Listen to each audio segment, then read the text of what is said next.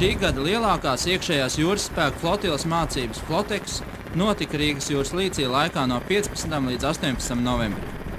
Mācībās piedalījās mīnu kuģi eskadras kuģi Viesturs, Tālivaldes, Visvaldes, kā arī patruļkuģi un krastapsardzes kuģi Kristaps, Lode, Klints, robežsardzes kuģis Valpa un 2 štāba un apgādes kuģi Virsaids un Varonis.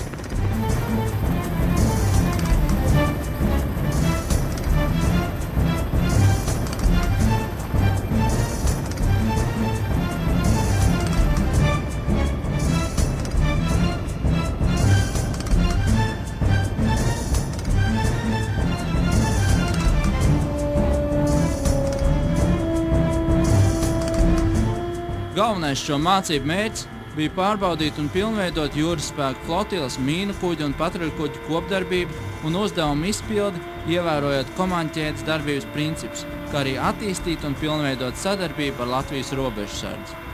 Mācības Flotex papildināja arī gaisa spēku helikopteru dalību, kas iesaistījās jūras novērošanā no gaisa un cietušo evakuācijas mācību imitācijā. Jāpiemina būtisks fakts, ka šīs ir pirmās šāda tipa mācības, kurās iesaistās arī Latvijas robežsardzes kuģi. Kā papildus uzdevums šajās mācībās noteikti aizdomīgu un iespējams sprādzienu bīstamu objektu jūrā identificēšana un to iekļaušana kopīgajā mīnu datubāzē.